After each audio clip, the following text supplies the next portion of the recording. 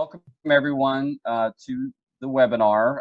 We'll go ahead and get started here in just a few seconds, but we'll take a few seconds to let the folks who are in the process of joining the call get settled in, and then we'll go ahead and get started. Would ask that as you join, please go ahead and mute yourself. We will be unmuting at some point because we do want to have some discussion, but it'll be helpful during the presentation portion if you keep yourself muted. That'd be great. So we'll go ahead and get started. I'd like to say welcome to all of you. On behalf of United Way of Greater Kansas City, School Smart KC, and Turn the Page KC, we are just really pleased to have you all join us for this important conversation, Student Attendance in Uncertain Times, presented by Attendance Works. I'm Jim McDonald on the leadership team here at United Way. About a year and a half ago, United Way began to study the issue of chronic absenteeism and began taking steps to implementing a multifaceted initiative to lend a hand with this community challenge. Little did we expect that a global pandemic would have dramatic impacts on what that work looks like. Just a year into the work. I'll go ahead and just welcome anyone who's joining us and ask that as you join us, if you wouldn't mind muting yourself using the mute feature in Zoom so that we can cut down on any background noise. And we'll go ahead and unmute later on in the session when we have some discussion. I'd like to just say, as the parent of a charter school student here in Kansas City and as a board member of that school, I have a whole new appreciation in recent years for the work involved in running a school, in educating children, and in particular in engaging parents. And just want to express my appreciation for all of those of you who are in that work. It's work that I know I'm not personally cut out for or equipped for, so I'm just so grateful that we have talented people who are in our community. We know that there are a lot of unanswered questions about how we can ensure that students are present and engaged this upcoming school year. And so we're so pleased to have with us Hetty Chang, the Director of Attendance Works, and share with us this afternoon from her expertise and to give you all the opportunity to pose your questions and to share best practices with this group. We'll go ahead and get started, but first we have a few housekeeping notes. Again, just a reminder to keep yourself muted until the discussion portion. I'll let you know that you're being recorded. We're going to share a recording of this webinar with those folks who weren't able to join us today, and we'll also send it out to all of those of you who were able to participate. We welcome your participation. Please ask questions using the chat box feature. I think we've all used Zoom enough to know how to do that. But there's a little chat icon down at the bottom of the screen. If you click that, the chat log will appear and you can enter your questions. We're really eager to get a snapshot of who's participating in this conversation, so please let us know via the poll that Trish is going to post. If you're representing a school district, a nonprofit, the funder, or another community organization or institution.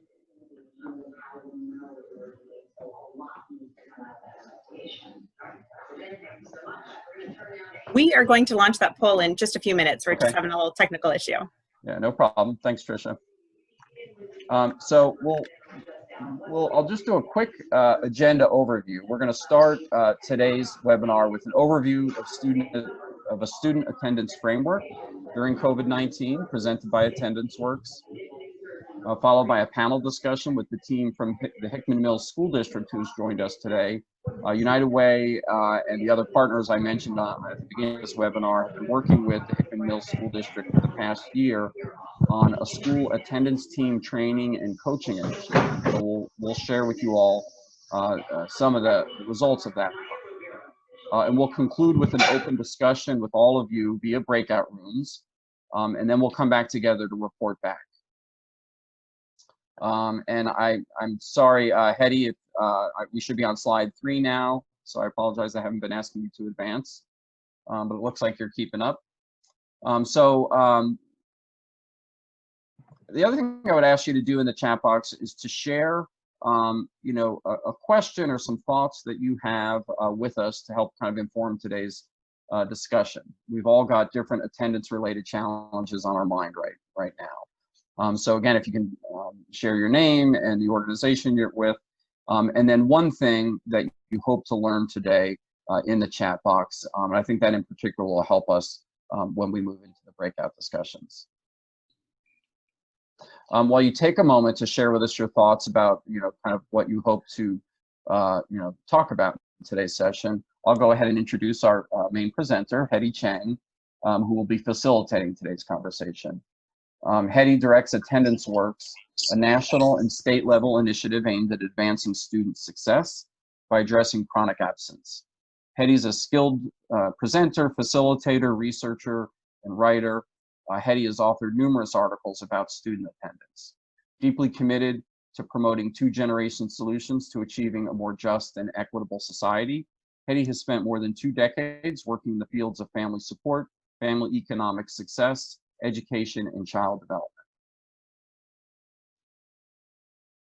She served as a senior program officer at the Evelyn and Walter Haas Jr.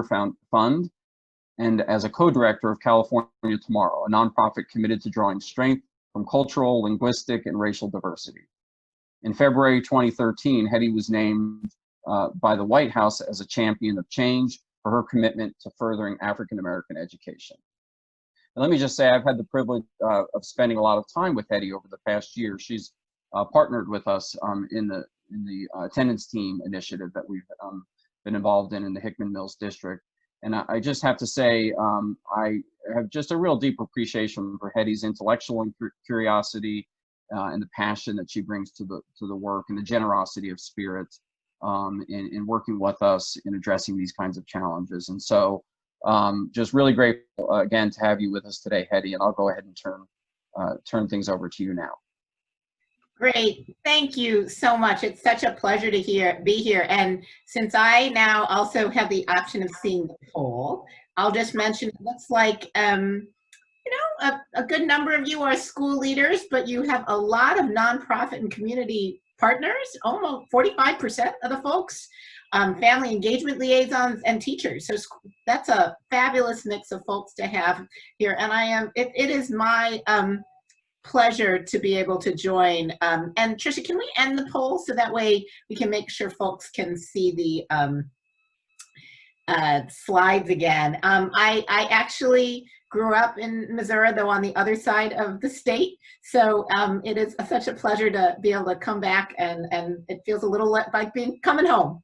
So it's been a pleasure working with United Way and School Smart and Turn the Page and so many different folks here, particularly Hickman Mills.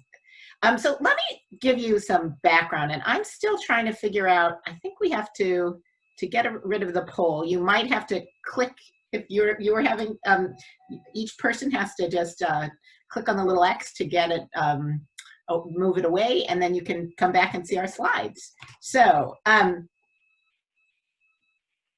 one of the things that we've found in our work nationally is that, and we're about a decade-old organization now, working on chronic absence and improving attendance, is that it is incredibly helpful to have kind of a calendar. Now, we used to have a school calendar that kind of looked like the entry to the school in August and September in the fall, and then you had the winter months, and then you had the spring months, and you had summer again. And I will say one of the challenges with COVID-19 is that it has sort of made that school calendar non-existent. It's not the most prevalent thing that's dictating how school happens. So I know everyone is planning on a late summer return to school. But what we found is that it's still helpful to have a kind of a calendar of sorts to guide what you do when and think about what you do when. And so there's the decision to close schools. There's outreach after school closures. There's support and engagement while learning is remote or at a distance. And then there's the transitions back to school, whatever that looks like. And when you have kind of in person. And in a lot of ways, what we now know is we're likely to be cycling through this possibly multiple times through the school year, right? Depending on what happens locally around health conditions. But what is also important about thinking about these phases is that there are certain things that have to be attended to throughout. And when you attend to them in the beginning, they strengthen your ability to attend to them later. So your relationships to families, your ability to reach, contact, know who families are. I was seeing the comment there that you had about 25% of kids that you don't know where they're enrolled in. There's no contact for them. That's a huge problem, because if you don't have that, you can't engage them in distance learning. You can't even help people to know when, help them even know when did school begin, because people are so uncertain of the schedule. So how you engage families, how you use your data, how you have a team that takes this work and moves it forward is essential throughout each one of these phases. And when you put that in place in the beginning, it helps you do each phase better. COVID-19 has also made clear, we don't actually have to invent always new for responding to this current crisis. One of the comforting things I've found is that it's almost made more apparent the things that we do now that we just have to do better later. We have to have a whole child family approach, because the truth is that the best supporters of this are kids' families, because we're going to be depending on them to make sure we get through all these transitions, to make sure learning occurs, whatever the setting for learning is happening. We depend on families to help make sure our kids can continue learning. We have to look at hybrid and blended, virtual and in-person. We have to continue to look at inequitable access to resources and monitoring absenteeism, and take a really integrated approach, because this clearly is beyond the capacity of just schools alone to address. We got to look at our community partners and our health partners to work together with us. Now, chronic absence, which is the metric that Attendance Works helped to really set the stage for being a national metric.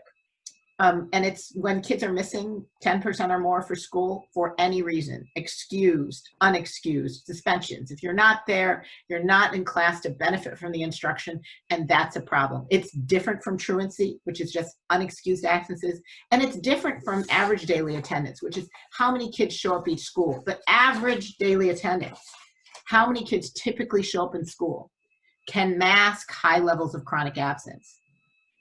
You can have most of your kids showing up to school, but still have as much as 25%, 20% of your kids chronically absent. You actually have to add up from individual kid data to look at chronic absence. And it becomes an incredible metric for knowing when kids are falling off track. When kids miss 10% or more of school, that's just 18 days in a school year over the course of a year, or just 2 days a month. If that happens in pre-K and first, they're less likely to be reading by the end of third grade. If that starts happening in middle school, they're less likely to pass their classes. It's even associated with high school completion, and even whether you're likely to persist and graduate from college. So if at an individual kid, you're noticing that they're missing, on average 2 days a month, or 18 days over a year, it means that they are academically at risk. It's a sign that something is off and needs to be addressed. What we've seen is that it's often a sign that positive conditions for learning aren't in place. What I mean by positive conditions, do kids and their families feel physically and emotionally healthy and safe? Do they feel a sense of belonging, connection, support? Do they feel academically challenged and engaged by what's happening in school?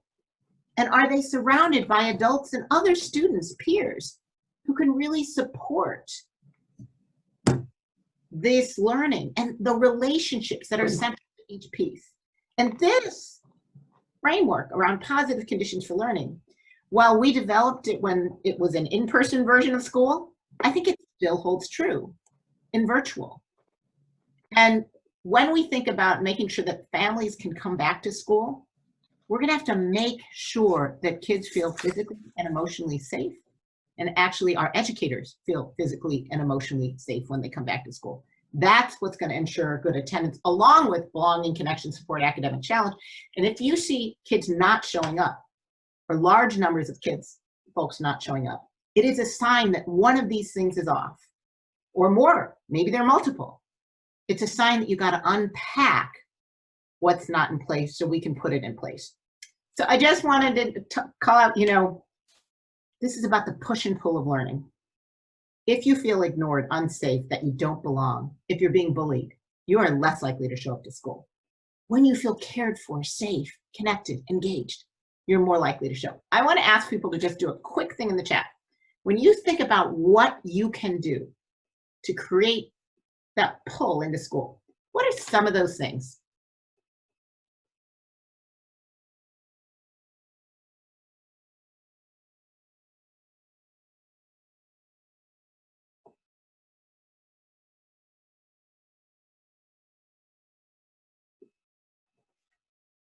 What makes students and families want to go to school? Feel school's a place. So I see what's pull, and let me just do that real quick. Well, No, you didn't. so pull are those things of feeling cared for, feeling safe, feeling connected, feeling engaged, feeling included. And I see that people have lots of ideas about the things you do, your welcoming environment, your history, your experience, that's engagement. Your positive relationships before negative experiences. And we got to keep thinking about how do we have these pull factors. What I want to also acknowledge is all of us can make sure the pull factors are strong, whatever position you have in a school. So what we know from our prior work is that you can use your levels of absenteeism to think how much you have to put in place those pull factors, how intensive it has to be, and who needs to be involved.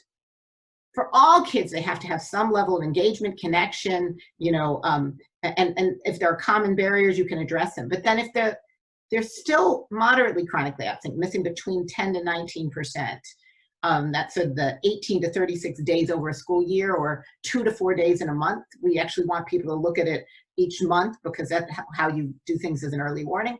And you have to maybe do more personalized outreach. But if you have had a lot of chronic absence or a history of lots of prior absenteeism and maybe engagement in the different systems, foster care, juvenile justice, then you have to have an even deeper level. And this is a tiered approach. So you want to do tier 1 for everyone. Tier 2 means you need tier 1 and tier 2. Tier 3 means you need tier 1, tier 2, and tier 3. And your data helps you prepare in advance about what's the depth of support that's needed. The thing we have to do now, though, with the work happening around in COVID, is we have to reinvent what is the data that triggers those supports. And I want you, and I know Missouri just released guidance that in-person attendance is what's going to guide how we do funding. I was told that I could be as transparent as I feel. I'm very worried, I'm going to say, and I know there might be folks from DESE, and I understand because that's what we know how to do, in-person attendance, so I understand that's why you might have fallen on that. In my state of California, where I live, we decided that, because we fund on average daily attendance too, as well, that we would fund attendance, fund schools based on average daily attendance from prior to when COVID happened. And this year would not be based on new data because they wanted to make sure that you could hold harmless schools from cuts and didn't want educators to be worried about that. The other thing that's funny is if you make in-person attendance the basis for funding, your incentive is to get kids to show up and to mark them as being there. In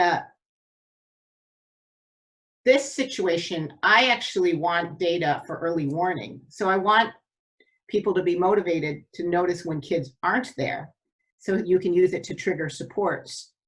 And I also, in a pandemic, don't want to encourage kids to show up to school if they're in fact not healthy. And so that's why there's some real, you want to think hard about what's the purpose of attendance data.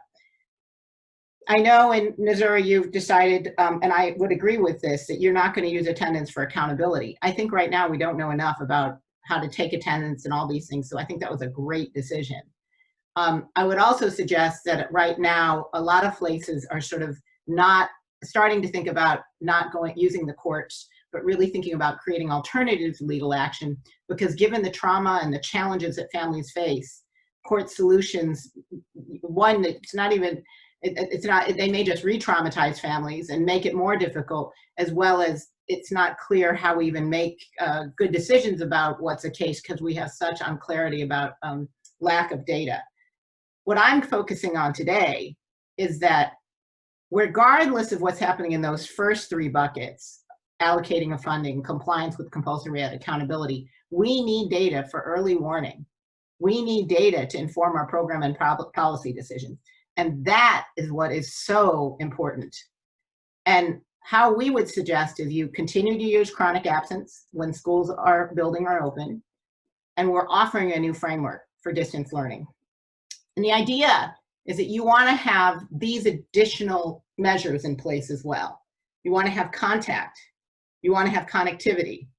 You want to know relationships. Are you connected to families? And you want to know about whether they're participating. One of the challenges that people have had is that people look at this participation only. They're saying, are kids logging on? Are they showing up to class? But if you don't have the other information, it's much harder to problem solve.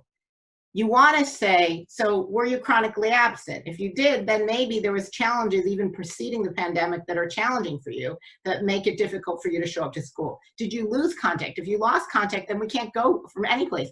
Do you have connectivity, especially if you're trying to work through more distant and learning, virtual learning platforms? Do you have no relationships, which means the family may not feel connected and supported and really have a sense of the school itself as a place, as a resource for them? Or maybe a kid has all of those things and all of a sudden they lose participation. We were working with charters in Detroit, and there's this amazing story about a principal who, when she looked at 3 different kids. One kid, they couldn't find contact, and when she reached out, it was because they had moved and didn't tell the school where they were. And once they did that, they got everything else in place. In another case, the problem was that the mom, they weren't logging on, was an essential worker and didn't know how to log on. So once they taught the kids how to log on, they logged on.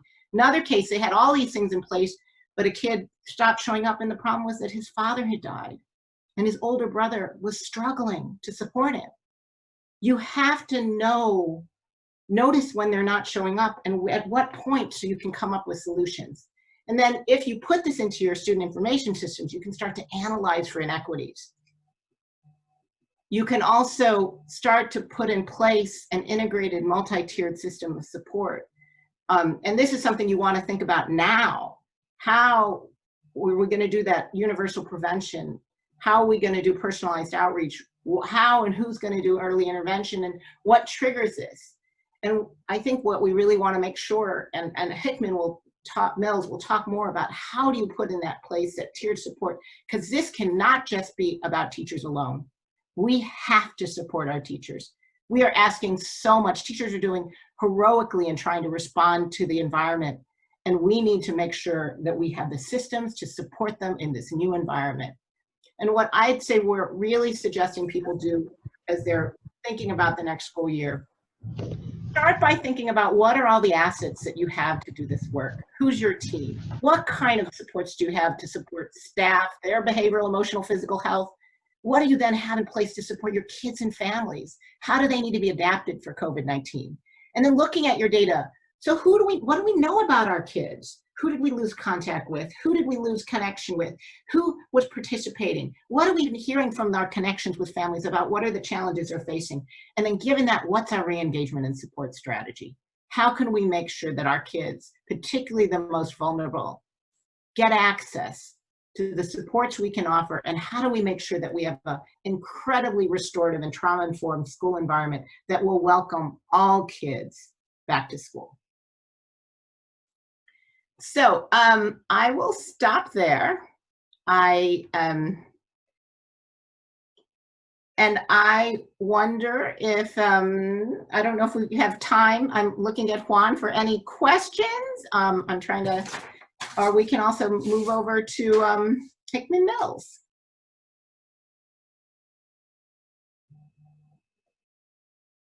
So thoughts, questions, reactions to this? Yeah, Hetty, we do have time for a couple questions, and in the chat box we did have a couple. One of them was about addressing specific needs for special needs students in the distance learning environment.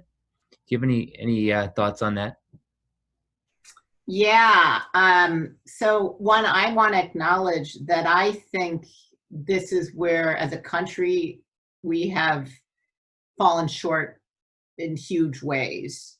But I also think that one of we have senior fellows on Attendance Works, and one of our senior fellows who both is a special ed teacher and also has kids who are in special ed, I think a couple things. One is we need to go back to that idea of an IEP and really looking at what is that IEP and what is that plan. We also, you can actually do some supports for special ed kids virtually, but you have to plan for it. I think it's working, and it has to be a real conversation with families about what they can do, what can at home, what do they need support for. And depending on these things, there are a lot of things. And in some ways it makes it easier doing it virtually because you don't have transportation issues of getting some specialist with a particular, area of expertise. They can just zoom in. So I think we really have to go back to thinking about our IEPs, looking at what happened to each kid, looking at how do you partner with families on addressing their needs. And what was hard last spring was, I think a lot of times people were so unsure about how to do this in a new environment, they just kind of threw up their hands and nothing happened. And that's not, that can't be the solution for an entire new school year. And then another question we have is about how do we know in the school building, during the school year, how do we know if we're building the relationships with families and keeping the connection that we need when intervention is necessary? Well, I think that's going back for a second to, let me see if I can go back to that slide, to these slides. One is, I think you will know, so you know that they need extra support if you lose contact. That's a huge red sign, a warning flag. If they don't have connectivity, but let's say they have all these things, but you, for example, have surveys, you have you're still doing lunch distribution, whatever those things. I would track which families are showing up or not, right? If families aren't showing up to any of those things, even though you think you have working contact information, it could be a sign that you're not connected. And then certainly in the classroom, I actually think we should be taking attendance, whether classroom is in person or virtual or asynchronous. So you may have to think about what's your learning plan for each kid? What is your learning plan for your class? So I'm gonna pick on Jim. Jim has 2 days, Mondays and Wednesdays we have in person. Tuesdays and Thursdays it's virtual. Friday is some asynchronous completion. I should think through, those are all my learning opportunities, right?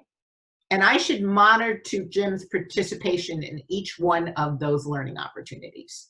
And I would actually put that as attendance into the SIS system. And then it would allow me to know, oh, in this last week, Jim missed out on 2 of them. I'm worried now. Or 3 of them. Or over the past month, Jim missed out on about 10% of them.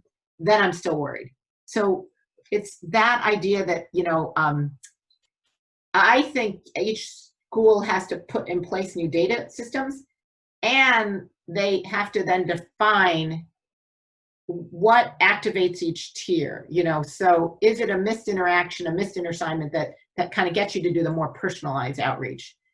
What activates more ongoing early intervention, which can be things like having from the past, we have things where you have mentors, for example, and you can even do e-mentoring. You can have a nurse call in. Those are kinds of early interventions, but you need to have defined as a school or ideally as a district, what activates and who then is responsible for reaching out? Well, thank you, Hetty, and keep the questions coming in the chat box. After the panel, we'll have another 5 to 10 minutes of questions. So I'll keep collecting those and synchronize those for after the panel.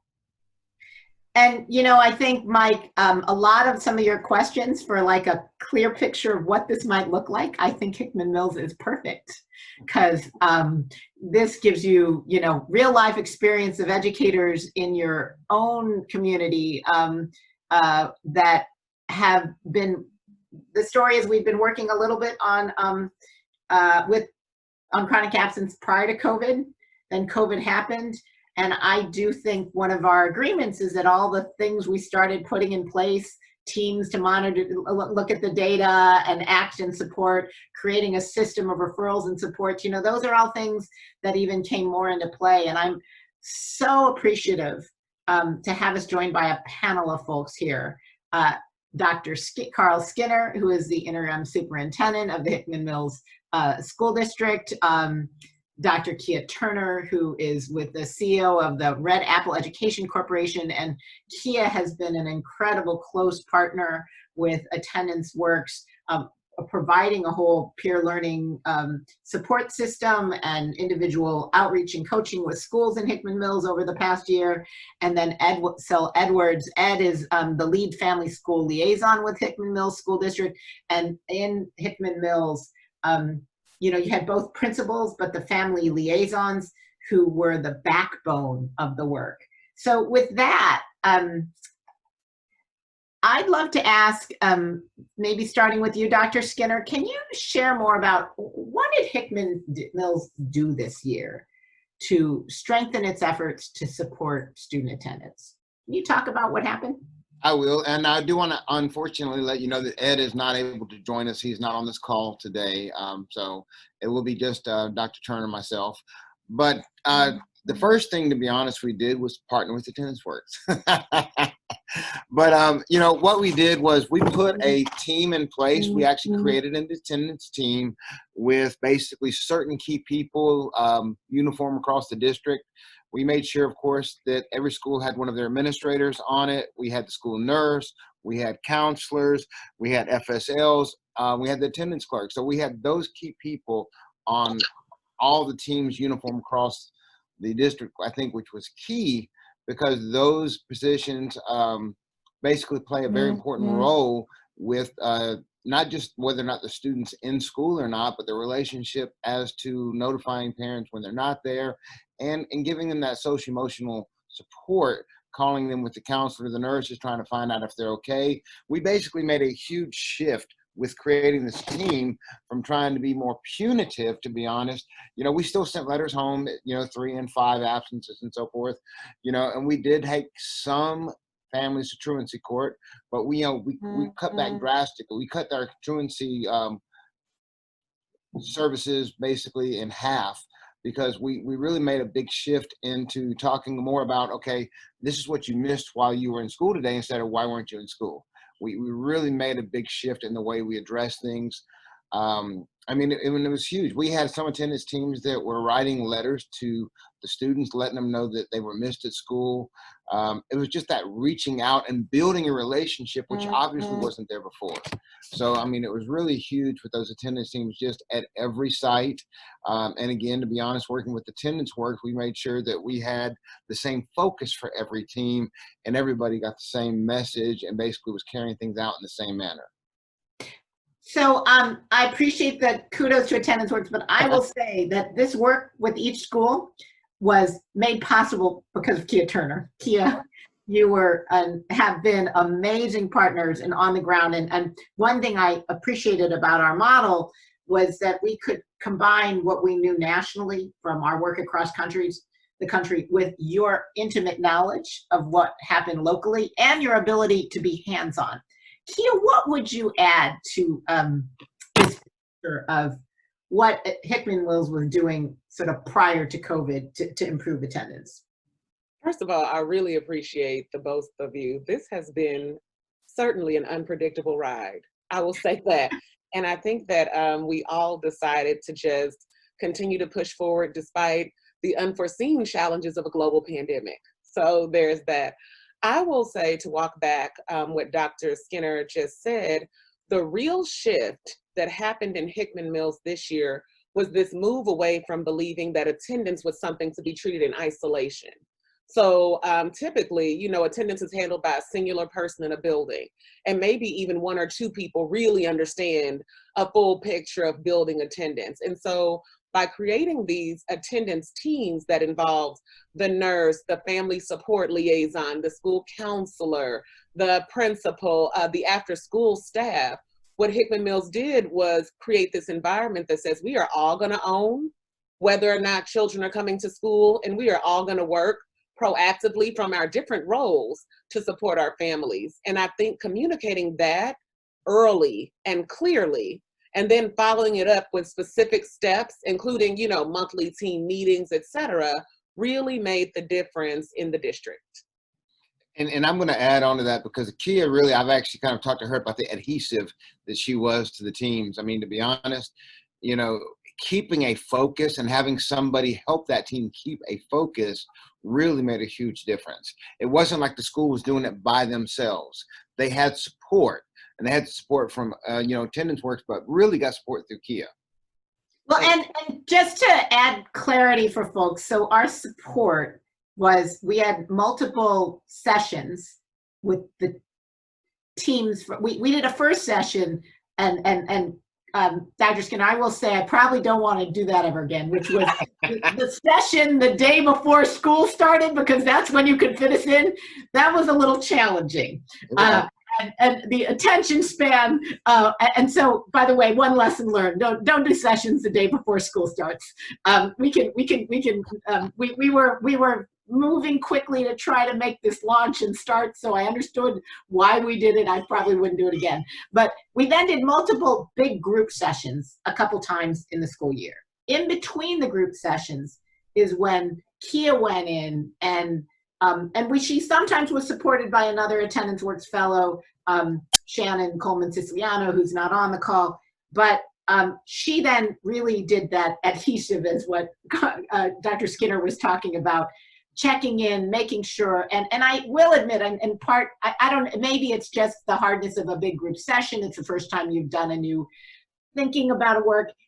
We really needed Kia to be there, because it was clear that some of the things that we thought we had explained to people that first session did not quite sink in.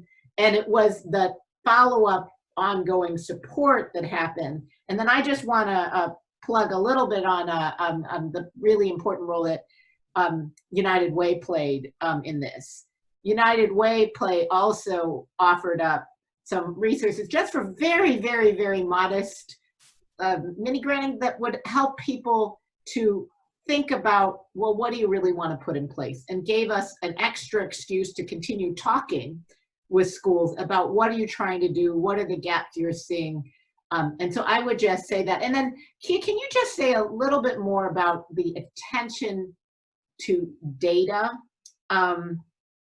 in this work, which I will also give a big shout out to our friends at Link, who helped us to both the after school supports and having their after school folks also on these teams, but also helping us think about data. Can you talk a little bit about the use of data in this and identifying particular kids to focus on? Definitely, but I'm also going to tell you that you leading in the question too. I just want to put that out there on the plate, so you know that that's what's happening right now.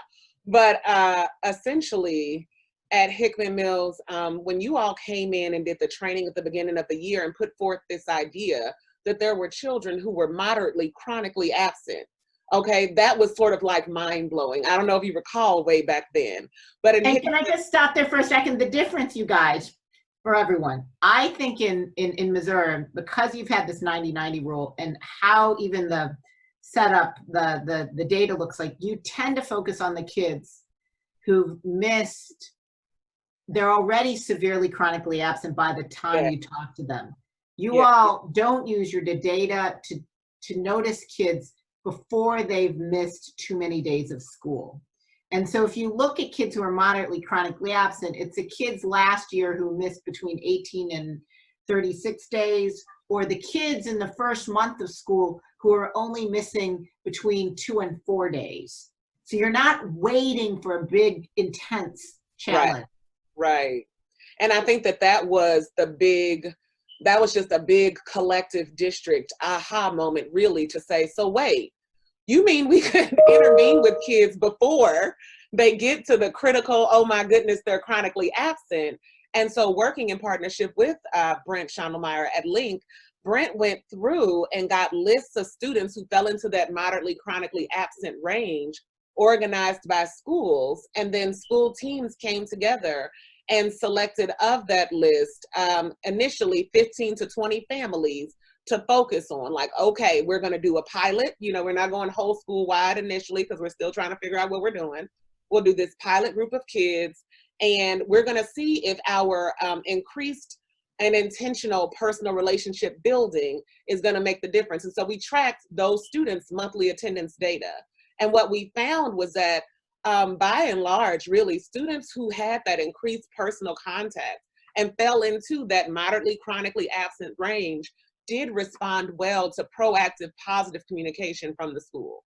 They absolutely did, but it's not something that I think the district had been thinking about before that training, before that initial training attendance works brought.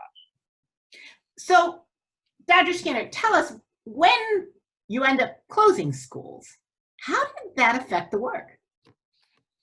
We really made a shift in the work. We still definitely looked at attendance. We tracked every student, whether or not they were engaged at all, whether they checked in through Google Classroom, they checked in through Seesaw. If they just checked in through the day, we started checking in and trying to reach out and really give more support. I'll be honest, we probably didn't provide the most rigorous instruction during this time. We really just reached out and tried to nurture that relationship and try to make sure the parent knew that we were here if they needed us during that time. But we did keep track of everybody that we did come in contact with. And to be honest, we were able to reach over 97% of our families, you know, our students. So that was very huge for us, to be honest. But it was just a really big shift. And so, I mean, to be honest, I'm very proud of the district in the way that we handled this situation. I mean, we basically came in with our C&I department. They listed roles.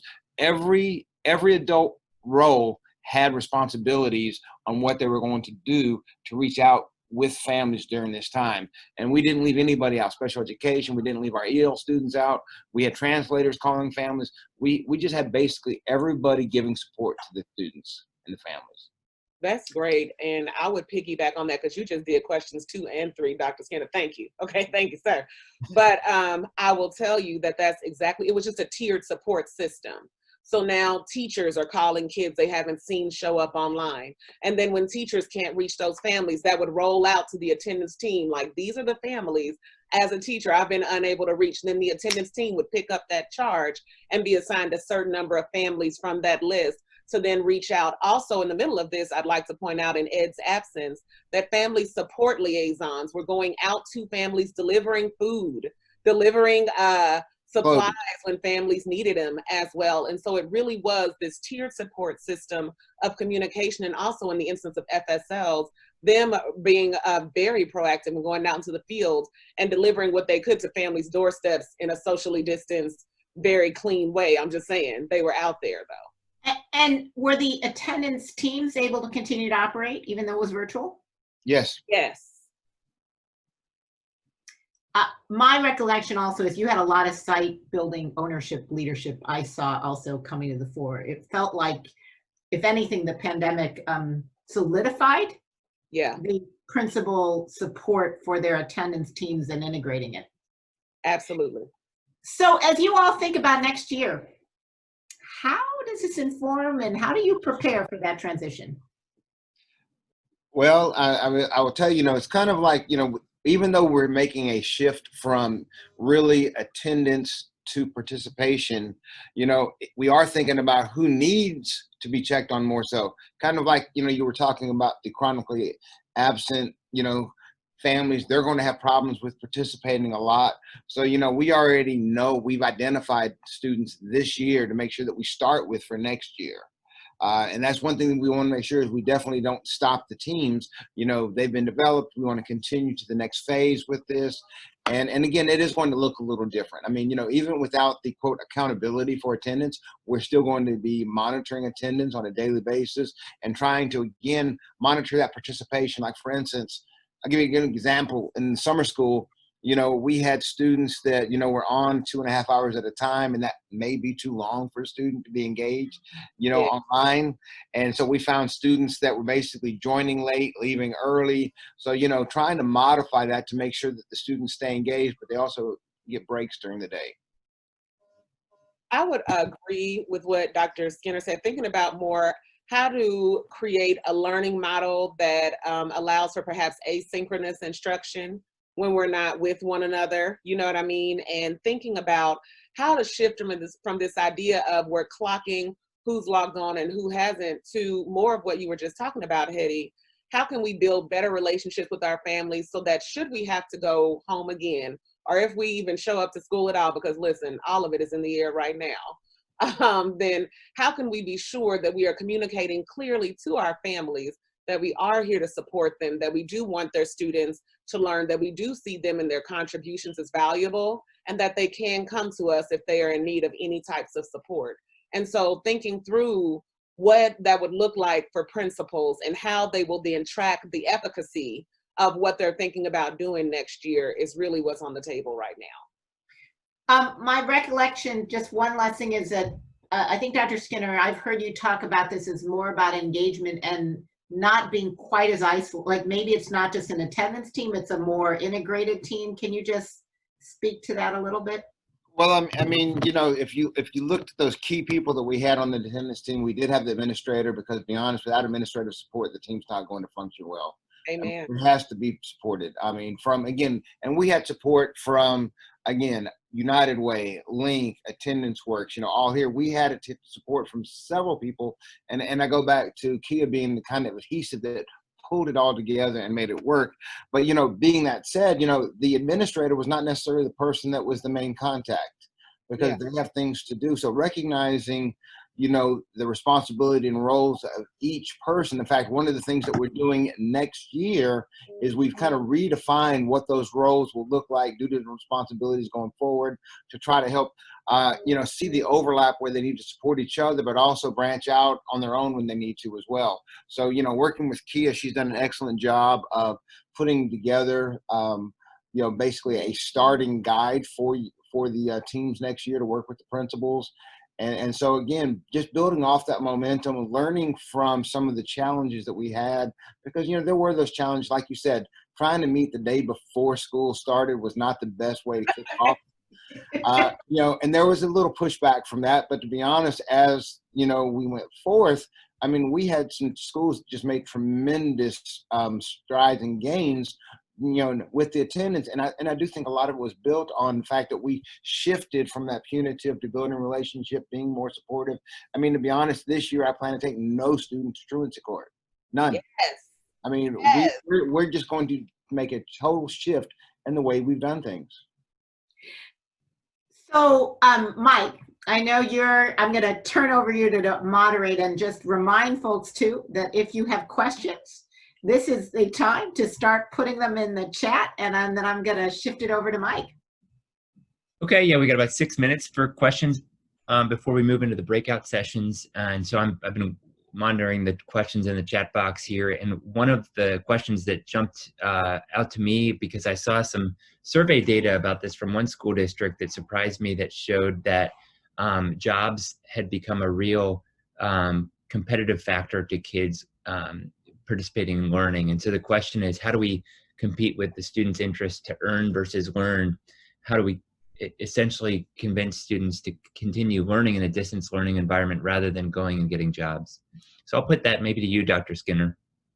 Well, I think part of that is, to be honest, is to give them options. I mean, one of the options is if students do have jobs, you know, maybe a blended learning environment is going to work where, you know, we can offer virtual, you know, support for the student as far as their education, and that will give them free up to do their job, but they need to make sure that they stay engaged. I mean, that's one of the things we want to make sure, we keep talking about participation, engagement, but, the first thing we have to do is make sure the students are enrolled.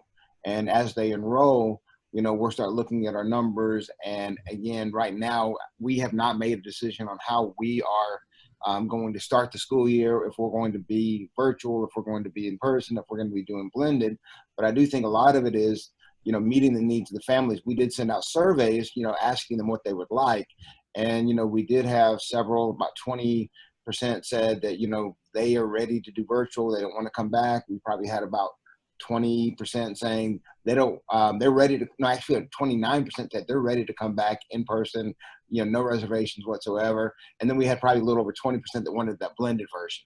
And so it is a matter of meeting the students' needs and the family's needs, because again, that need to work is a realization, especially right now during this pandemic. We have so many families, that have lost income during this time. And so it is a matter of recognizing what their needs are and trying to meet them. And then another question that I'll just put to Yukia and then to Hedy as we transition is about specifically measuring relationships. And so, Kia, in this framework that Hedy Chang has presented, a key term that she presented here was relationships. And so we've talked a little bit about this, but how do you suggest that attendance teams or schools measure the quality of relationships with students? You know what, I think I actually have it right here. So one, and I know that Hedy knows who I'm about to pull out too. One of the things that I used when thinking about the plan for district principals this year in terms of how to build better relationships with parents was, look, I have it, it's a one-pager. It's Dr. Joyce Epstein. She has this framework that really talks about developing, parent relationships in schools.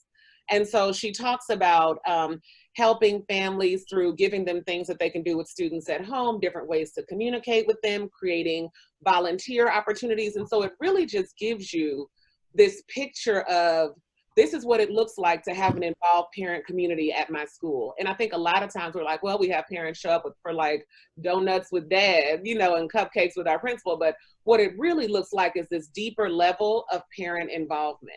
And so I like to use her work and some others, including Attendance Works, as a guide for whether or not parents really are meaningfully contributing, or if we're just kind of doing it a little bit of lip service.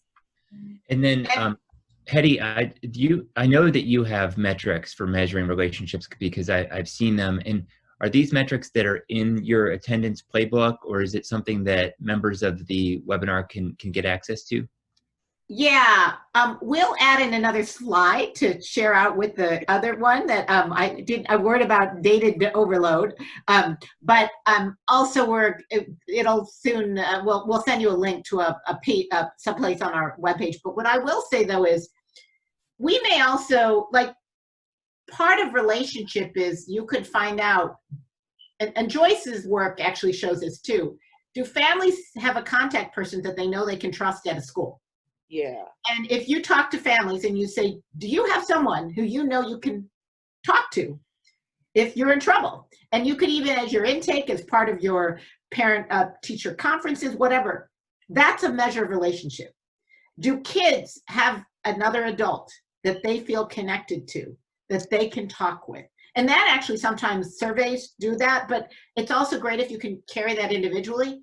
A relationship means there is someone I know that I can trust you. So there's both, are you involved in activities at the school? And then that school can kind of use to know whether activities are garnering relationships.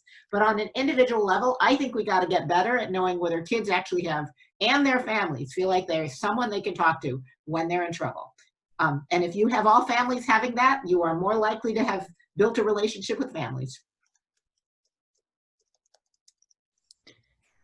Okay, thanks, Hedy and Kia and Dr. Skinner. Hedy, do you want to, or Jim, transition us into the next part, which is the breakout? I think I do a couple things and then I'll give it over to Jim. These will be quick. I just want to make sure you all have some resources. And there is some description of all of this. I will just, so this is an attendance playbook that we produced with Future Ed. It actually offers a whole variety of supports that you can offer at a tier 1, tier 2, tier 3. It also talks a bit about what our data framework is. And this is something that, you know, go get it, you can download it. And it also talks a little bit about how do we have to modify some of the things that we do, home visits, mentoring, you know, telehealth. And then we also offer guidance about how you can use this with a team to kind of think about what your tiered support strategy is at a school level. I do think districts can give guidance on that, and ultimately whether you have a tiered support strategy is dependent on your team at your school having defined how that will work. So my hope is that those would be helpful to you. I also wanted to offer up, and we will get these slides out, we also have strategies for finding and connecting with students and families during school closure. I probably would say also in the summer. Classes may be not in town, but you better make sure that you can, this is the time to make sure you have good working contact information. You can find all your families, you know where they are, and you'll be far. And I think one really interesting measure of whether schools were effective is how many of the kids they think they're enrolled actually show up for the first day of class, whatever class looks like. Because we're all so unsure about what this looks like. If we were good at communicating with families, we will have a higher percentage of kids showing up that first day. I think that will give us a lot of insight about where there's relationship, where there's connection, and where we're missing some. Yeah. So, Jim, to you.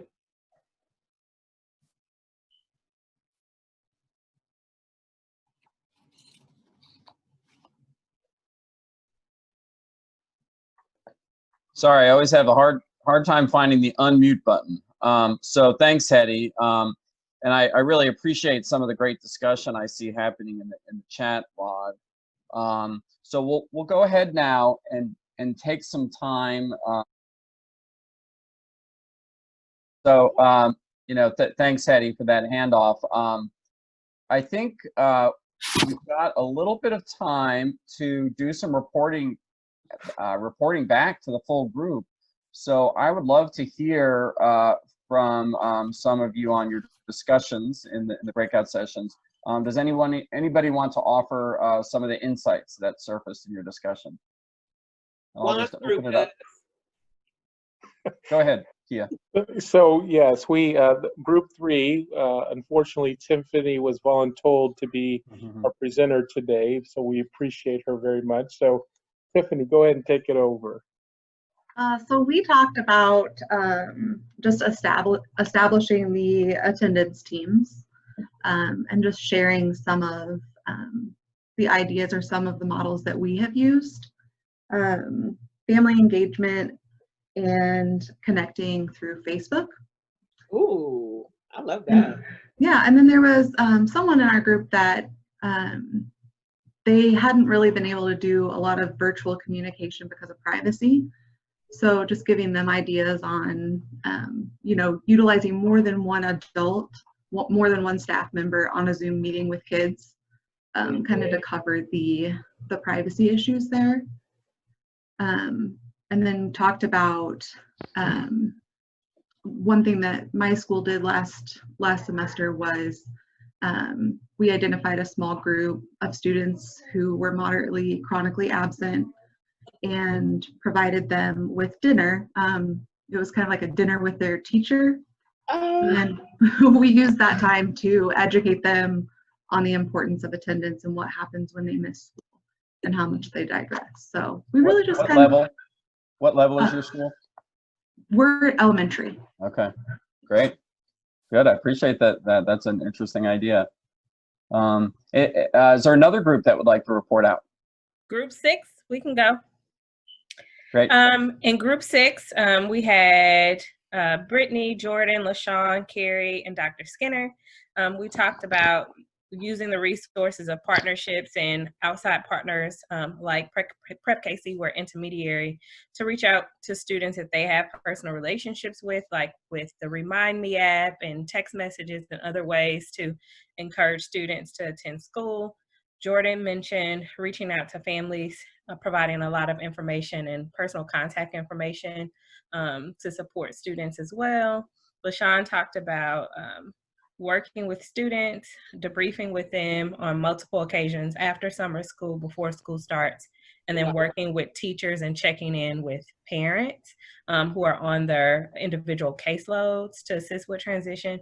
And then Carrie talked about using that positive condition for learning that teachers have in that role to provide more teacher support in their approach to attendance. And if I missed something, feel free to speak on it.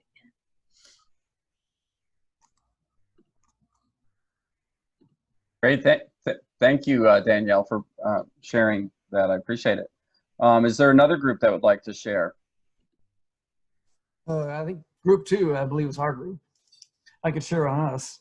You know, we talked about a lot of opportunities that are out here now, because you got a lot of people who want to be involved, and you got, you know, so some of our groups have been working with volunteers, and then we also have some of the community organizations. And of course, the trick here, though, is very important to track the contacts. You want to coordinate it because you don't want people overwhelmed.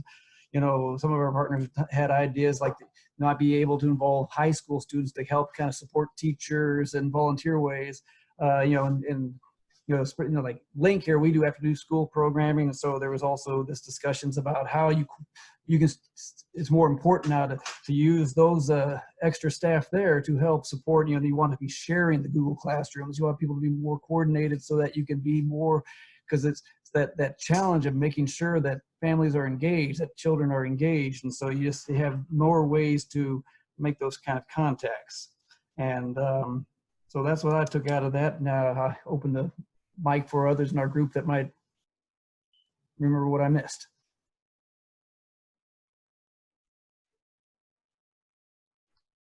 Okay, thank you, Joe. And any other groups want to report out? I'll go for group 4 because I have our notes. And so I feel like since I wrote it down, I should probably share it out. We had a really good mix. There was just one Autumn school teacher in our group, and the rest were pretty much partners with schools. And so it was a really good question to think about outside the traditional school context. Does that make sense?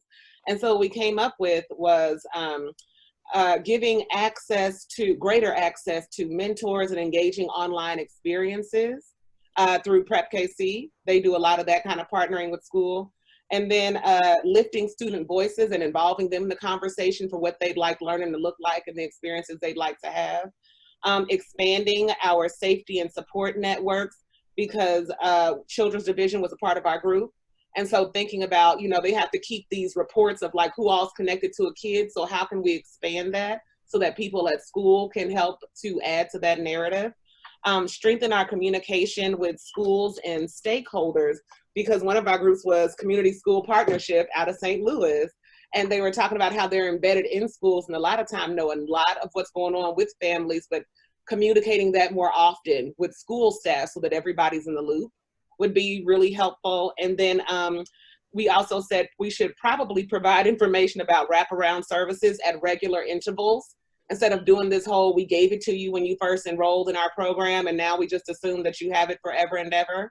And instead saying, you know, maybe quarterly, hey, here are some service providers if you need them, and not just making that assumption. And then finally, we want to be intentional about building relationships no matter our program. So no matter what, and that just comes down to good customer service, right? Like just making sure that we are treating people like people and really seeing them in our interactions with them.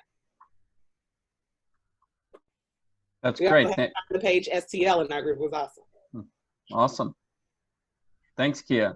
I think I saw Meredith Parrish from Group 5. Did you have something you want to share about your group's conversation?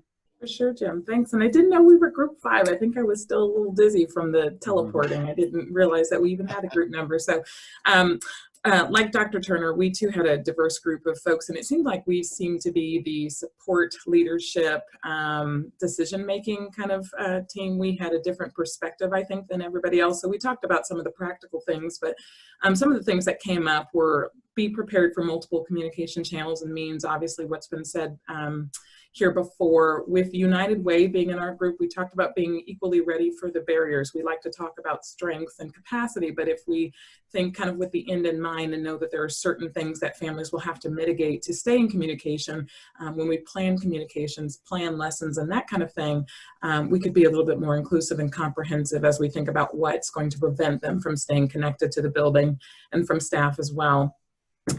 We talked about me being in the background in an emergency management, and it was mentioned as well, treating the normal traditional school setting and year as an exercise in emergency preparedness. So if we haven't ensured that we have great communication systems in place, some of those atypical things like Tiffany mentioned with Facebook, those are really good. Kansas City talked about kind of just that logistical planning from a higher level.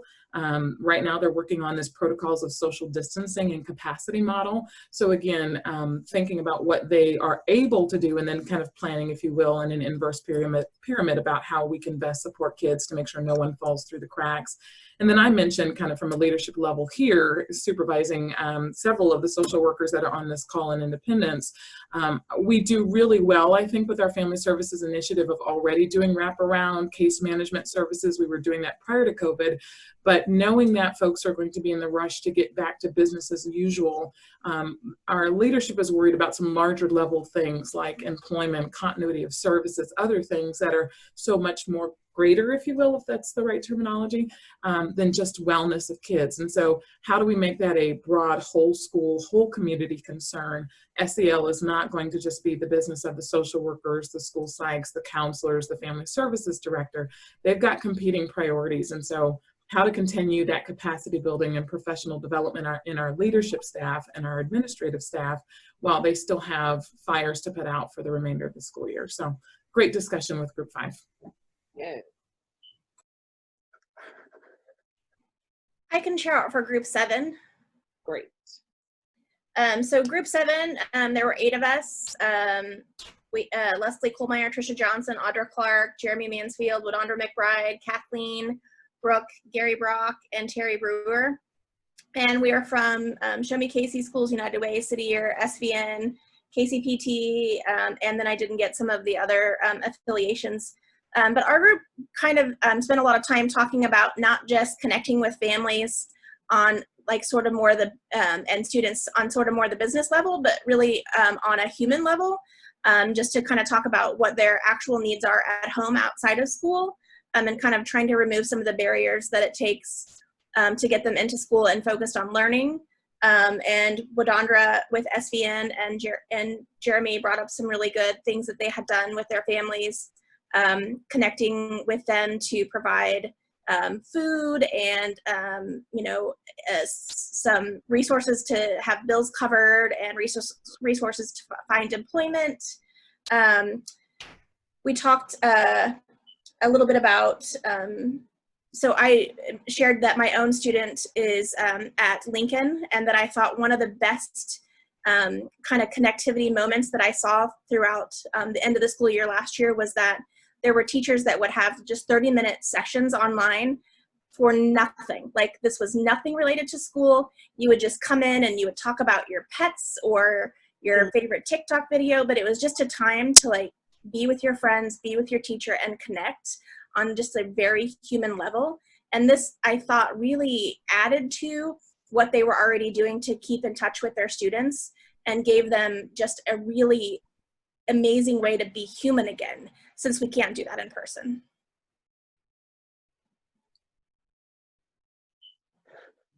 Jim, you need to unmute. Thank you, Hetty. So thank you, Leslie, for those thoughts. That last thought really kind of echoed some of the discussion in my group, where we talked about, you know, the critical importance of stronger than ever communication and understanding the different ways that families, parents, and students prefer to communicate, and taking advantage of those different ways. and then just really the need to be there emotionally for the families and the students, and how that, you know, that's part of the work day in and day out, but it's that case now more than ever. So really, thank you to all of you for sharing the discussion. You know, we've been talking about United Way about whether this is perhaps the first in a series of conversations like this. So I would encourage you to keep an eye out for future invitations. But before we wrap up, I'd like you just to take a moment to respond to a quick survey that we'll put up here on the screen. And then just to let you know that we will be doing a follow-up with you, a little bit more in-depth follow-up survey, so watch out for that. We'll also be making this call available in a recorded format and posting that somewhere that's accessible to you all and available to people who weren't able to join us today. I'll go ahead and wrap it up now with a thank you to all of our panelists, and especially Hetty, you and your team from Attendance Works. We're really grateful to have the partnership and have the benefit of the insights that you've gained from your work around the country. And again, just thank you to all who made time for this call today. And Tricia, is there any other housekeeping I need to be reminded of before we end the call? Yes, we are, one of the schools recommended, which was just a great idea, to continue the conversation, and particularly to encourage child welfare agencies or providers to start connecting with schools, and for schools to start connecting with child welfare agencies. And so we're going to have a follow-up conversation on July 23rd from 11 to 12. And I just put something in the chat about that. Okay, excellent. Well, great. Well, thank you all. Again, watch out for more information from United Way and our partners. We look forward to continuing the conversation and finding ways that we can support one another's work. Thanks, everyone.